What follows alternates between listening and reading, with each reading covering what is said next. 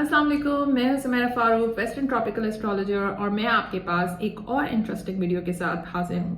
मेरा last video obsession के बारे में था, यानी दीवानगी के बारे में था, और रिलेशनशिप में दीवानगी क्या होती है उसके बारे में था, जिसपे मेरे फ्रेंड्स ने काफ़ी ज़्यादा क्वेश्चंस किए कि ये कैसे मालूम किया जा सकता है कि ये ऑब्सेशन ही है या हमें रिलेशनशिप इशू ही है नेटल चार्ट के जरिए। तो बिल्कुल ये मालूम किया जा सकता है नेटल चार्ट के जरिए कि आपके अटैचमेंट्स कैसी हैं, आपका रिलेशनशिप पैटर्न कैसा है, और कुछ एस्पेक्ट्स होते हैं चार्ट के अंदर जो आपके रिलेशनशिप पैटर्न्स को सिग्निफाई करते हैं, यानी उनको बताते हैं कि किस तरीके से आप अपने रिलेशनशिप में बिहेव करते हैं। तो कुछ उसके अंदर पैटर्न थोड़े कॉम्प्लिकेटेड, अनहेल्दी या मुश्किल या थोड़े से डिफरेंट हो सकते हैं। वो कौन से एस्पेक्ट्स हैं, लेट्स डिस्कस। पहला एस्पेक्ट जो मेरे अभी तक एक्सपीरियंस में आया है वो है यूरेनस का वीनस के साथ रिलेशनशिप होना, यानी कि ऑपोजिशन या स्क्वायर के अंदर या वीनस का 12th हाउस में होना जो है वो कॉम्प्लिकेशंस को शो करता है। इस तरह के लोग ज्यादातर जो देखने में आया है वो एकदम से प्यार मोहब्बत में इंस्टेंट अट्रैक्शन क्रिएट करते हैं। इंस्टेंट अट्रैक्शन होती है, प्यार होता है, लेकिन अंदर ही अंदर एक डर भी होता है कि ये खत्म हो जाएगा। एक उनकी जिंदगी का जो एक पार्ट है वो एक्सपेक्ट कर रहा होता है कि अब हम हमेशा साथ रहेंगे, मगर दूसरा पार्ट फियर कर रहा होता है, यानी उसको डर होता है कि हम इनको खो देंगे इस रिलेशनशिप को। तो थोड़ा बैकग्राउंड में जाएं इसके, तो जो पीछे जो इसके बैकग्राउंड के अंदर इंफॉर्मेशन है वो ये है कि ऐसा हो सकता है कि बचपन में इन लोगों के साथ इनके वालिदैन के अंदर या तो सेपरेशन हुई हो या लड़ाई हुई हो, या लड़ाई होती हो और वापस दोस्ती हो जाती हो, और इन बच्चों ने बहुत ज्यादा एक्सपीरियंस की होती है वो चीज। तो ऐसा होता है कि कभी प्यार जिंदगी में आ रहा है और कभी प्यार जिंदगी से जा रहा है। कभी ऐसा होता है कि वालिदैन में से कोई एक बंदा अलग हो गया और दूसरा साथ है, या अगर पाकिस्तानी फैमिलीज की बात की जाए तो जो जॉइंट फैमिली सिस्टम है उसमें भी एंट्रेंस और एग्जिट काफी ज्यादा रहता है, या हमारी नानी, मामू, चाचा, फुप्पो, इन सब की इन्वॉल्वमेंट बहुत ज्यादा रहती है। और बच्चा अगर किसी से अटैच है और वो कहीं और मूव आउट हो रहा है तो इससे बच्चे के अंदर अटैचमेंट इश्यूज जो हैं वो बन सकते हैं, और फिर उनको फियर रहता है। तो जो वो थोड़ा सा प्यार, जब माँ बाप करीब आते हैं और प्यार करते हैं तो बच्चा उसको क्लिंग करने की कोशिश करता है, उसको पकड़ने की कोशिश करता है, और फिर ये पैटर्न बड़े होते होते तक ये अंदर ही हमारे रह जाता है। तो जो इनर चाइल्ड की बात की जाए तो इनर चाइल्ड के अंदर बहुत सारे वुंड्स होते हैं। अब बड़े होते ही साथ एडल्ट, जैसे ही एडल्ट हुए, रिलेशनशिप स्टार्ट हुआ, एकदम इंस्टेंट अट्रैक्शन हुई, सब कुछ प्यार प्यार प्यार प्यार बहुत ज्यादा चला, और उसके बाद एकदम से ऐसा होता है कि इस रिलेशनशिप में ब्रेकअप हो जाता है। इसकी बड़ी वजह ये होती है कि बहुत ज्यादा फियर है अंदर कि ये इनको खत्म हो जाएगा, रिलेशनशिप खत्म हो जाएगा, और एक अनहेल्दी अटैचमेंट होती है। तो अगर कोई दूसरा बंदा है कि हेल्दी अटैचमेंट है और आपकी अनहेल्दी अटैचमेंट स्टाइल है तो breakup is a very common thing. इसको हल करने के लिए मैं आपको मशवरा देना चाहूंगी कि अगर आपको लगता है कि आपके रिलेशनशिप पैटर्न्स ऐसे ही होते हैं कि एकदम स्टार्ट होते हैं और एकदम खत्म हो जाते हैं, तो प्लीज आप अपने वालिदैन का रिलेशनशिप देखें, अपने प्राइमरी केयर गिवर्स का रिलेशनशिप देखें। क्या आपने बचपन में उनकी बहुत ज्यादा लड़ाइयाँ देखी हैं या सेपरेशंस देखी हैं, या आपने विद इन द फैमिली जो जॉइंट फैमिली के अंदर लड़ाइयाँ होती हैं वो देखी हैं, या अगर आप एक जगह से दूसरी जगह भी शिफ्ट हुए हैं तो ये भी वो चीजें हैं जो कि इस पैटर्न को शो करती हैं। और the best advice I can give is, जब भी किसी भी रिलेशन की तरफ जाने लगे तो प्लीज आप उनको गौर से समझें। एकदम रिलेशनशिप में छलांग नहीं लगाएं, थोड़ा टाइम दें और देखें क्या ये वाकई में रिलेशनशिप लॉन्ग टर्म आप चला सकते हैं या नहीं चला सकते, और या सिर्फ ये इंस्टेंट अट्रैक्शन है और आप सिर्फ उस लव को हासिल करना चाह रहे हैं just because of your unhealthy attachment. Another aspect is Venus in 12th house or Venus in 8th house.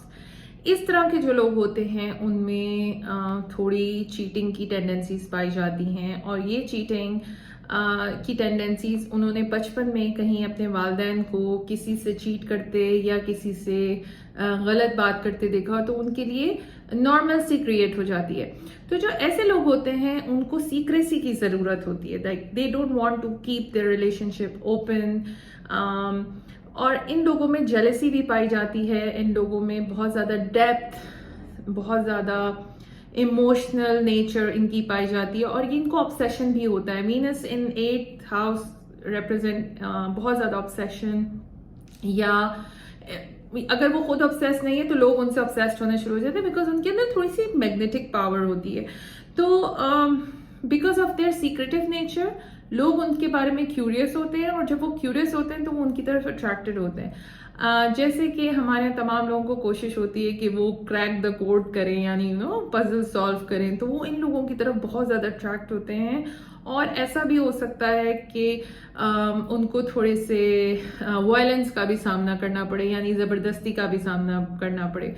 तो इस तरह की चीज़ों में अगर आपकी ये प्लेसमेंट है तो प्लीज़ आप देखिए कि आप किस तरीके से अपने आप को समझ सकते हैं और अपने ऑब्सेशन को किस तरीके से यूज़ कर सकते हैं, और जो आपकी इंटेंस नेचर है वो आप किस तरीके से प्रोडक्टिव चीज़ों के लिए इस्तेमाल कर सकते हैं। इसके अलावा जो दूसरा एक और जो नॉट ट्रांजिट बट एक नेटल प्लेसमेंट है वो है वीनस का प्लूटो के साथ कंजंक्ट होना। Now Pluto is obsession, Pluto is transformation, Pluto is very deep in nature. Pluto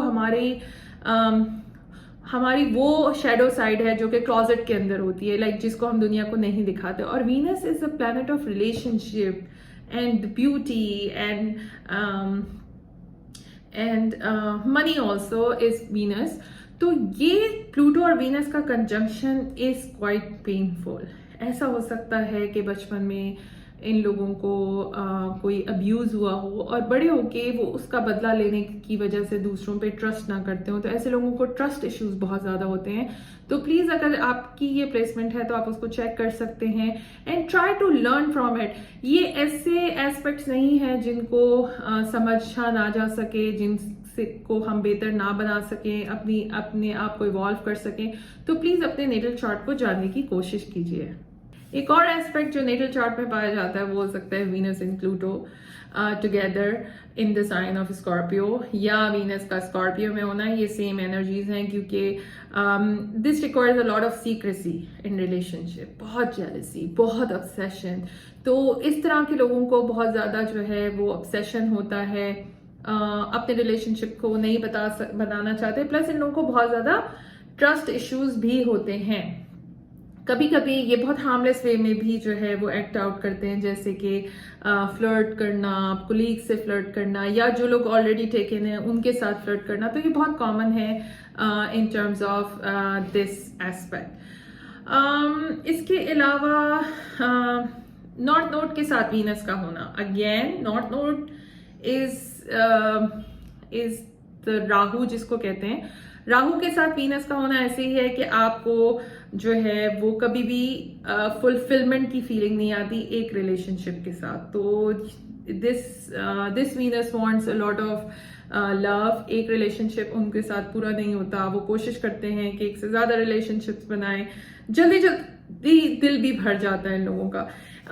इस तरह ऐसा भी हो सकता है कि बचपन में कोई ऐसा कोई बहुत सारे रिलेशनशिप्स हुए हों, या बड़े होने के साथ भी, तो ऐसे लोगों का जो है वो दिल नहीं भरता। They want more in relationship, और उनको जो है रिलेशनशिप से भी बहुत ज़्यादा जो है वो एक्सपेक्टेशंस होती हैं। Sun in the 5th house, again they have big feeling of love. जिनका सन 5th हाउस में है उनकी एक्सपेक्टेशंस बहुत ज्यादा होती है, because sun, creativity, your relationship, romance and all that. तो अगला इंसान जो है उसको नहीं पता कि आप हर वक्त बिग फील करना चाहते हैं। So it's always feeling extraordinary, royal, you want to feel special, you want to feel bigger than life. अगर उनको दूसरे शख्स से फीलिंग नहीं आए तो होता ऐसे है कि ये लोग ये समझते हैं कि अगले बंदे में कोई खराबी है, और वो हर टाइम उनके साथ कीप अप नहीं कर सकता। तो उन लोगों के लिए मैं मशवरा दूंगी कि प्लीज आप इस पैटर्न को समझें और रियलिस्टिकली अपनी लव में एक्सपेक्टेशन सेट करें, क्योंकि हर बंदा हर वक्त आपको जो है एक बंदा हाई फील नहीं करा सकता। जुपिटर के साथ भी again Jupiter in the 5th house again उसको भी बहुत ग्रैंड फील करने की आदत होती है। मून, वीनस और प्लूटो, ये तीनों अगर एक साथ किसी जगह पे मौजूद है तो इनकी इमोशनल नीड्स बहुत डीप होती हैं। मून प्लूटो कंजंक्शन इटसेल्फ बहुत ज़्यादा पेनफुल प्लेसमेंट होती है। ये प्लेसमेंट जो है इंसान की जो इमोशंस को बहुत डीप रन करती है। लाइक अगला बंदा आपकी इमोशनल इंटेंसिटी को नहीं पहुंच सकता और आपको रिलेशनशिप करने में प्रॉब्लम इसलिए आती है क्योंकि आप इतने इंटेंस हैं और अगला बंदा उस लेवल को नहीं टच कर रहा। तो again moon is our emotional needs, और भी इतनी हिडन नीड्स होती हैं कि शायद आपको खुद भी अपनी नीड्स का सही से अंदाजा नहीं हो। So the best thing to do about it is to know yourself. Venus Pluto conjunction के लोगों को मैं मशवरा देना चाहूंगी कि प्लीज प्लीज प्लीज अपने आप को जरूर जानने की कोशिश कीजिए। स्पेशली अगर आपका मून भी वहां पे प्लेस्ड है तो आप बहुत डीप इंसान हैं, बहुत इंटेंस हैं और आप शायद लोग आपसे डरते भी हो आपकी इंटेंसिटी से। तो प्लीज इस चीज को देखिए। Okay, so other thing which I would like to say is अगर किसी का प्लूटो असेंडेंट के साथ कंजंक्ट करता है तो उन लोगों के साथ भी आई वुड से कि दुनिया उनको थोड़ा अलग निगाह से दिखती है। People think that you are not part of themselves और आप किसी भी तरीके से दूसरे को ऑफेंड कर सकते हैं। तो इन तमाम प्लेसमेंट्स को देखने की, समझने की और अपने आप को समझने की जरूरत बहुत ज्यादा होती है। अगर इनमें से कोई भी प्लेसमेंट आपके चार्ट में मौजूद है तो आप उसको समझ सकते हैं। ये बात बहुत सच है कि चाइल्डहुड में कुछ पेनफुल चीज़ें आपने एक्सपीरियंस की हों और अभी भी वो आपके साथ वो ट्रॉमा मौजूद हो, तो प्लीज़ अपने ट्रॉमा के ऊपर काम कीजिए, अपने बचपन के ट्रॉमा के ऊपर काम कीजिए। सिर्फ उसी सूरत में आपके रिलेशनशिप्स बेहतर हो सकते हैं। सिर्फ रोना या कंप्लेन करना कि मेरे साथ ही ऐसा होता है, ये काफ़ी नहीं होता। आप उसको चेंज करने के लिए क्या कर रहे हैं? अपने पैटर्न को तोड़ने के लिए आपको अपने आप को समझना और अपने आप को चेंज करना बहुत ज़्यादा ज़रूरी है। आप ऐसा कैसे कर सकते हैं? आप थेरेपी ले सकते हैं, काउंसलर के पास जा सकते हैं और सबसे इम्पॉर्टेंट चीज़ ये है कि आप डिनाइल से बाहर आए। अगर मैं थेरेपी में अक्सर लोगों को देखती हूँ कि वो कहते हैं हमारा बचपन तो बहुत नॉर्मल था। तो नॉर्मल बचपन में सब बच्चों की अगर पिटाई हो रही है, 4 बहन भाई हैं और चारों की पिटाई हो रही है, तो एक बच्चा ऐसा होता है जो उसको बहुत इमोशनली इंटेंस तरीके से फील करता है। तो ये नॉर्मल चाइल्डहुड नहीं है उस पर्टिकुलर बच्चे के लिए। तो आप ये मालूम करने की कोशिश कीजिए कि आपने अपना चाइल्डहुड कैसे एक्सपीरियंस किया। हो सकता है स्कूल में बुली हुई हो सकता है आप खुद बुली हो और अब आपको रिग्रेट्स होते हैं उसके या नहीं होते। जितनी भी चीजें हैं आई थिंक कि इनके ऊपर काम किया जा सकता है। जैसे जैसे बड़े हो रहे हैं अपने रिलेशनशिप पैटर्न्स को देखिए, जानिए कि उसमें कौन सी चीजें ऐसी हैं जो आप इम्प्रूव कर सकते हैं।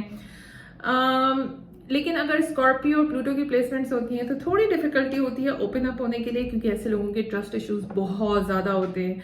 तो अगर आप किसी और से ओपन अप नहीं हो सकते तो अपने साथ ओपन अप होइए, एक्सेप्ट कीजिए चीजों को, जर्नल बनाइए, अपनी फीलिंग्स का जर्नल बनाइए, अपनी फीलिंग्स को जानिए।